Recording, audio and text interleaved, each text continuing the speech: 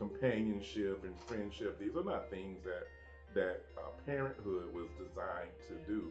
It was to pay attention to what your children are doing so you can teach them what is right, what is wrong, and how to protect them when the time comes, because my children are notoriously unable to figure out what's in their best interest.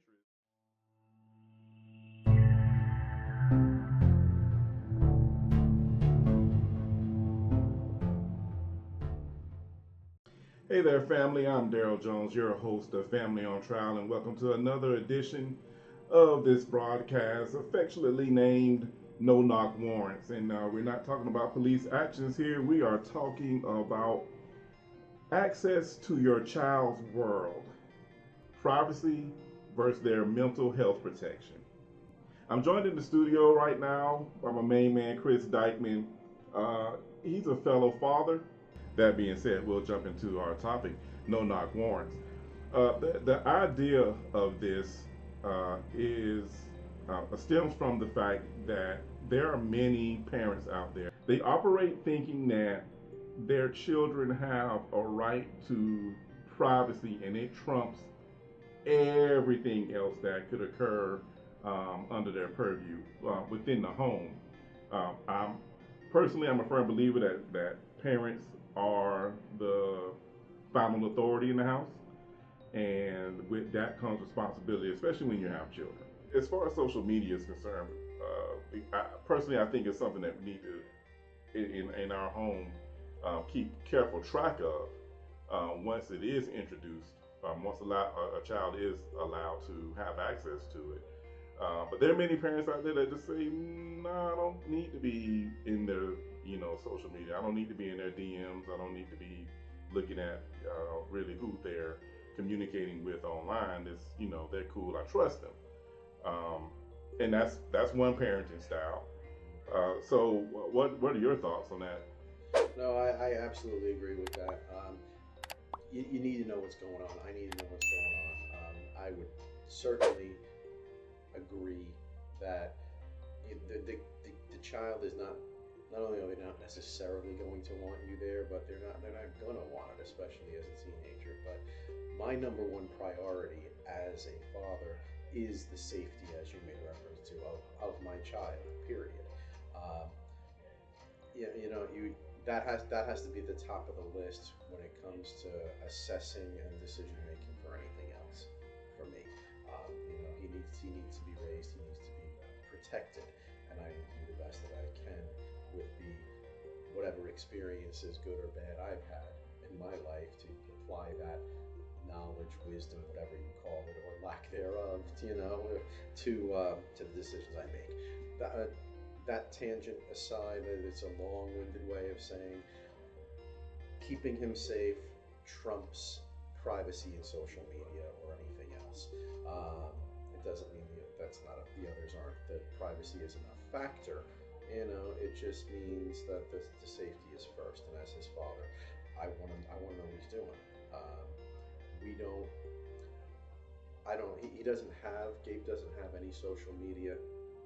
I don't want him to have it, with the exception of YouTube. We let him watch YouTube because he actually creates content on YouTube himself, and I encourage that because I've watched every single piece of video that he's uploaded. I'm familiar with what he's doing. He has his 2 YouTube channels, which I will plug right now, which are he has a channel that he does with a friend of his, Florida boys, where they just do fishing, they upload fishing videos and that kind of stuff, teaching how to bait hooks and things like that. It's real good. And he has another one that's not really up and running, but it's also a fishing topic. That's called rod restoration, where he's trying to be a little entrepreneurial and restore fishing rods and sell them. That's not up yet. But bottom line is, I know what's on these sites. This is the only social media that he has access to. I don't want him having Facebook, Twitter, any of that other stuff, and I've seen everything that he's done on there. So I think it matters.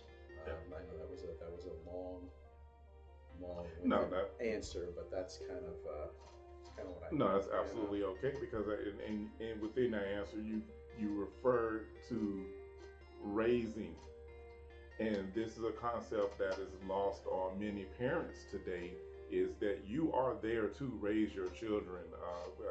Companionship and friendship, these are not things that parenthood was designed to do. It was to pay attention to what your children are doing so you can teach them what is right, what is wrong, and how to protect them when the time comes, because children are notoriously unable to figure out what's in their best interest naturally, without some very detrimental things happening that could lead to a lot of, and this is the buzzword of the day, is mental health issues, and there are things that can be missed. But speaking of mental health, it's a perfect segue into it, because you're paying attention to what your son Gabe is putting on YouTube. In that process, not only are you paying attention to what he's doing on YouTube, but aren't you showing him you care?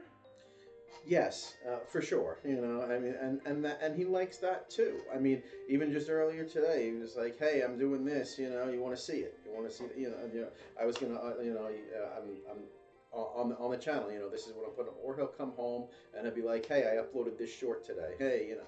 I mean, so yes, he wants dad to be proud of him. Right, exactly. Yeah, he wants dad to pay attention. Yeah, he wants dad to be proud of what he's doing. Exactly. And kids, Gabe's not articulating this at 14 years old. No. I doubt it. I doubt it seriously. My daughter didn't articulate that at 14 years old. Today's conversation, she brought up something that she observed when she was 15 or 16. I didn't even know she was paying attention. I didn't know she was paying attention. She brought it up, and she was like, "Yeah, I watched you and my wife." She calls her Miss Savannah. She's like, "I watched you and Miss Savannah, and this is what I want in my relationship." And I'm like, "Wow, I didn't even know you were looking." You know, but they are paying attention. Your kids are paying attention, and sure. they're paying attention to you, paying attention to them. And what could be better for a teenager's mental health than to have a parent that they know that you're not doting, you're not a helicopter, you're just paying attention to what they're doing and what their activities are, and he enjoys that. And like I said, what more can you want? And that's what, and it's necessary. It's necessary for parents to do that. But that's part of the do we engage in privacy? And I'm just because this is what tends to happen when you consider privacy a higher priority than parenting. What ends up happening is you ignore your kids. Yeah.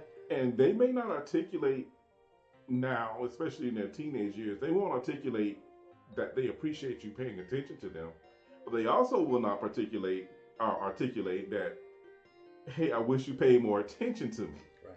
Those things don't come out until later in life. And you know, some parents unfortunately find that the hard way. They find out the hard way that they wish they had paid more attention. April 20th, 1999, Columbine High School in Littleton, Colorado. Two seniors, Eric Harris and Dylan Klebold, walked into the school armed with weapons and homemade bombs. Less than an hour later, 12 students and one teacher were dead, 24 students injured, and the two shooters had turned the guns on themselves. It was a searing time for the community, for the victims' families, and for the nation.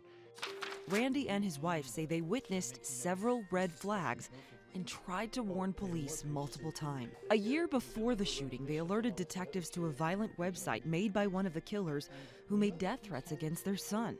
He was building and detonating pipe bombs. They're threatening violence and they have access to weapons. That's a valid threat. It's kind of that simple. Up until that point, knowing Dylan and knowing the kind of person he was, those of us who loved him and knew him didn't believe he was capable of intentionally harming people or killing people. So we clung to beliefs such as you suggested, that he had been coerced or tricked, or that this was a prank that had somehow gone wrong.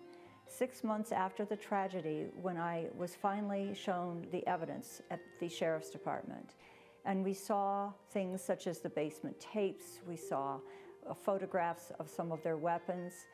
I remember feeling just ill. I stood up and thought I was going to be sick. It was such a shock to me.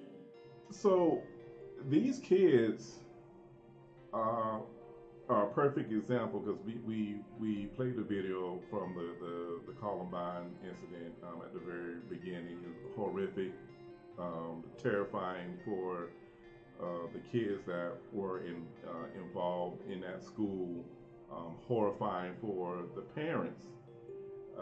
But with that said, there was this, I distinctly remember, because I was much younger at the time Columbine came around, and I distinctly remember reading about them making pipe bombs in the basement, and I'd have never been able to do that in my house.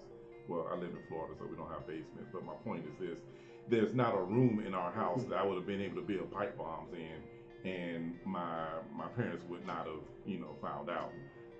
We didn't lock doors. The children didn't. The adults could, because they're adults. But the kids, they had to be ready access. And as my daughter was coming up, and she's a female, so we still didn't allow locked doors, because she's a child after all, and I make sure, hey, just you need to remain reasonably clad. You need to have some clothes on, because I'm not going to announce necessarily when I'm coming in to your room. One of those things, and it's not like I was Gestapo, with it, when I'm just like, terrorizing her. I'll just kick the door open and what are you doing in here? Not like that. Generally, if I went in her room, I had a reason. But it was always in her mind that, at any moment that door could open. She would not have been building pipe bombs without my knowledge. In fact, there's nothing that and I'm pretty well. Look, let's be honest. Kids do what kids do. So, do I know 100% of everything that she was doing in the room? No, I have no idea. But I did know that she was not planning or plotting nefarious things against her classmates. And then I guess that's my point. But then again, like I said, I'm willing to step back and allow other opinions to come in. But I know that as her father, it was for me to know what was not only going on in her mind, but what she was doing behind closed doors. Oh, for sure. Yeah, I agree. I guess in our house, it's never been. Gabe has never been.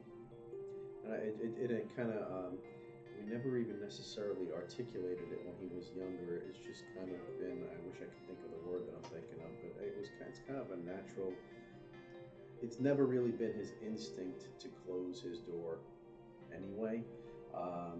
So yeah, I mean I can't think of a time he's ever locked it. So it's never really been an issue of having access, but he certainly knows that I can and will come in whenever. Generally, his door is for the most part open. If it is closed, I'll generally knock and open like a second later, just to give him a moment's notice, because that's where you I like to kind of strike a little bit of a balance, like you said, not like be the Gestapo, like I'm just pounding into your room. Oh, I concur 100%. Is there'd be a, and then I'm coming in. Yeah, you get a half a second or a second. Exactly. But yeah. So 100%. But yes, so just here, and it's no, and like I said, I would 90% of the time his door isn't closed anyway. When he does close the door, half the time it's because we asked him to. If we might be watching something in the other room or whatever, I've asked my daughter. It's like, okay. You're supposed to drink here when I'm. Exactly. So really. But yes, so it's not actually. Thankfully, I'm glad it's never been an issue for us. But it is. But I certainly. There's never going to be anything happening in his room that I'm not aware of. And for all the reasons that you mentioned that we already discussed. Yeah. So it's Now, what about cell phones? cell phones. He has one. Long story short. Let's see. I said he's 14 now. We got him his cell phone. I wanted 2 or 3 years ago. 11. I think he was 11 when we got his first one, and it wasn't necessarily that we were planning on getting it for him at that age, but when quote unquote COVID happened, and they started and the schools were shut down, we wanted him to be able to communicate with his friends. So that really, whatever our plan was, I think we were planning on getting it for him a little bit later, but I mean, this was not something that we could control, obviously, and we wanted him to be able to communicate with his friends at that point. So we got him the phone at that point. So he does have one. I have told him to put a lock on it in case he loses it. But I know the code. I mean, there's not going to be anything on that phone that he does that I'm not aware of. Back when we first got it for him, he was under 13, and I know, and it was an Android phone, and Google had they wouldn't you couldn't have an account under 13 without him having some sort of parental notification for everything he did. At the time, I also had an app on his phone that would notify me, like I had to approve anything if he wanted to put any apps on the phone. So let me get it straight. Yeah. You had the code to get on his phone. Yes. And you had to approve of apps that he wanted for his phone. Right. Oh, what an invasion of privacy that is. Yeah. How do you justify that, Dad? Tell me, parents, how do you justify that? It's again, it all goes back to safety, because there's a lot that goes on in this world, okay, and it's not necessarily that I don't trust him, but because I do to an extent. But he was a child at the time and still is now. I don't still have that now. I don't feel the need to. And I'll get back to your question in just 1 second. But just to say, so I do still monitor what he does. There's no app, making me see it first. But the justification being, he didn't have the worldly experience. He doesn't have the knowledge. He doesn't know what's happening out there. Even though I trust him, he's not mature enough to know everything and to make the mature decisions based on that. What an excellent point. There's a lot going on in the world, and these children are not born knowing the things that they need to gravitate towards and things they need to stay away from, and thus the parenting part. Right. And quite naturally, I was being tongue-in-cheek when I was like, "Oh, Dad, what an invasion of privacy?" Because same with my child. I knew the code. I had the facial unlock, and she couldn't download the app. And she couldn't download the app without me knowing about it. I had to approve the apps as well, because some of these apps were coming with these backdoor chat rooms. And you just have to be, aware, because we had some issues in middle school, and I figured some things out because I had access. And I'm like, no, we're not doing this. So, but that's if I have to be the ogre until my child's out of the house, and I just have to be that ogre. But you can accuse me of being an ogre, but you cannot accuse me of not parenting. So, but I'm sorry, I jumped in there, but because that was a great point about the world. They don't know, and it is our responsibility to talk about these things. You're not going to shield. You're not going to be able to shield 100%. But there are opportunities to teach. Right. Let me show you why I'm doing what I'm doing, and Chris, just about every day you can come up with an example. Horrifying examples of why parents should be paying much more attention to their children, as opposed to allowing privacy to trump parenting. For sure. Yeah, trademark Family on Trial. I mean, yeah, get back in there. What? I think that was pretty much it. Just that, they don't have the maturity at that point, so you need to be monitoring it. So that's why I need to be monitoring what he was doing. There comes a point, like I said, Google thinks that point was 13, where they no longer automatically defaulted to me, and there was never an issue, even when he was under 13, with what he was putting on his phone. He would always tell me what he wanted to do, and I would get the email saying, "Can he look at this?" And it was all harmless stuff. It was fine. He wanted to listen to music or whatever, or he wanted to draw, do things like that. Okay, and there are different, like creating different pictures and what have you. But it was all fine. It was all harmless. But I knew. Then when he doesn't have that app on his phone anymore, and I don't automatically get notified.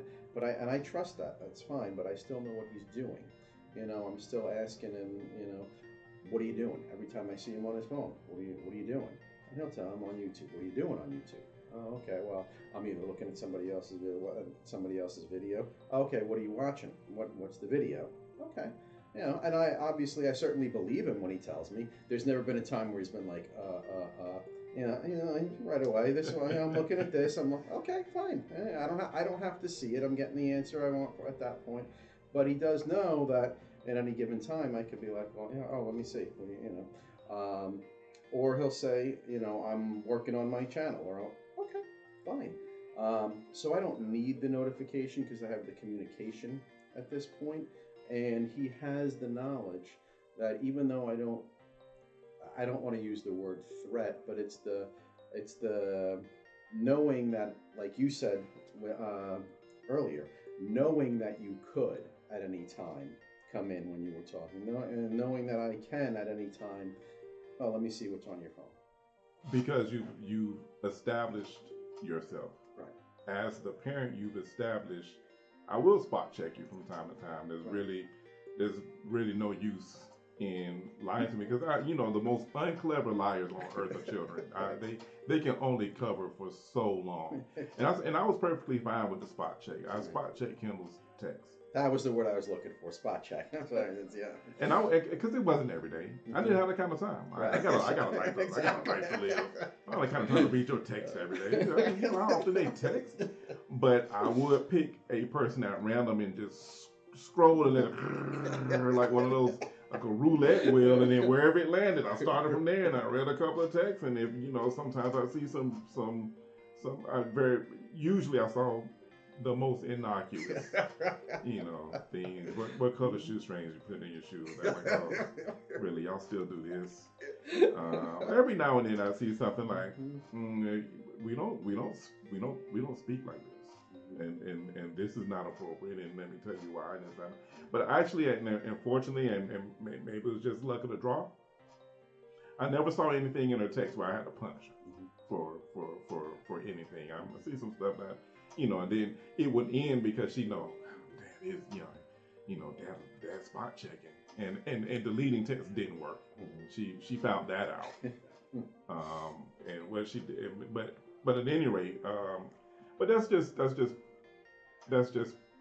parenting. Chris, what is it about today that it seems to me parents have just pretty much surrendered their duties to either the government or to school or to the media?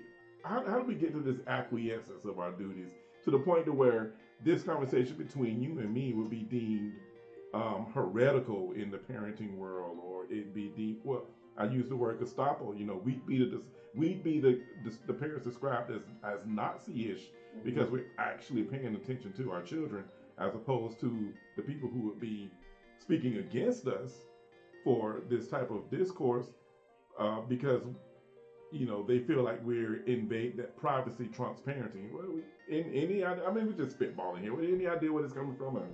Yeah, I do. I don't know how deep down that rabbit hole we want to go on, or it might be a topic for another day. But over time, okay. I think it's a combination. I think it's a combination of the messaging from the government and the messaging from society in general of, oh, we have trying to chip away at at parents who do their jobs, trying to chip away and at parents being in charge of the home, trying to create more of a nanny society, if you will. And then in context with doing that, the messaging being, you know, well, why are you mean? You know, you need to let your kids be. You know, we need to let the whole overall message, and everybody just needs to be, and you know, and mind their own business, and you know, do what you be you and I'll be me, and why are you so hard on your kids? So I think there's a large degree of that happening, and the messaging coming from TV and the media and the government and everything in general of, you know, basically just back off. And I think that's one facet of it, and I think the other facet of it that's working with it, or in somehow in conjunction, or you know, separately even, but they're just another factor that's contributing to it, is because there's so much stuff. Okay, parents today are exhausted. They're exhausted, and with getting even more so with, I mean, the economy being what it is. I mean, people can barely scrape by. They're totally stressed out, just to put food on their table and a roof over their heads. Yeah. A lot of them are taking 2-3 jobs at this point just to do those same things. So they don't have the time. They're exhausted when they are home, and they're being constantly bombarded with the message like, hey, back off. And then you've got the schools going, don't worry about a thing, you know, we've got it under control.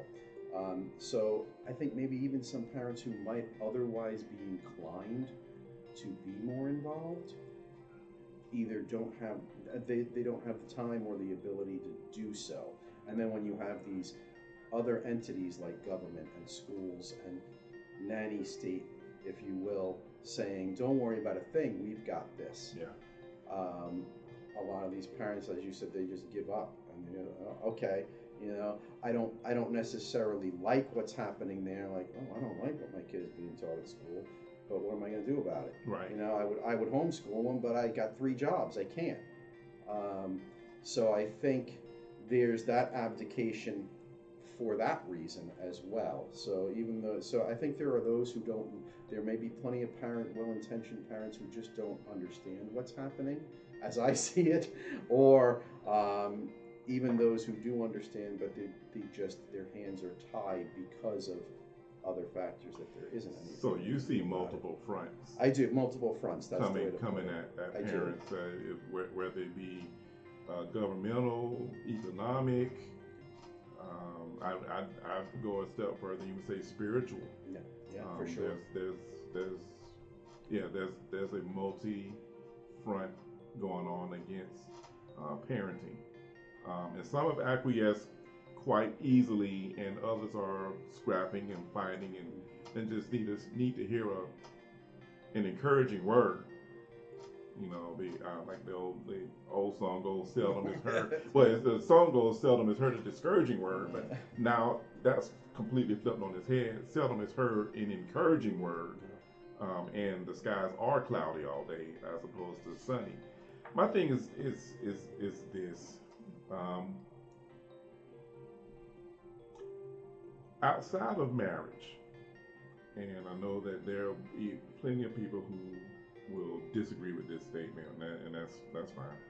Outside of marriage, the most important role you can have in this world is that of parents.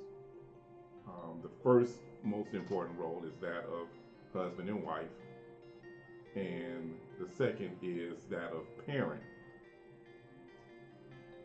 We as parents have to get back to knowing full well, 1, we are teachers, and 2, there are people in the world who want to see our kids fail for multiple reasons, because a child that cannot effectively deal with their mental health becomes an adult that is easily misled and manipulated. And if for no other reason, that is the key to enslavement, mentally, physically, perhaps not physically. That's too noticeable. That mental enslavement is something you can't really see, like mental scars, emotional scars. You can't see them; they're there, but you can't see them. And the economic version. I mean, how successful can you be in anything if you're constantly ill at ease and wanting to do things to yourself that just does not purport with being successful in life. So to wrap up no-knock warrants, we find ourselves in a situation, we find ourselves in a society that honors privacy over parenting. It prioritizes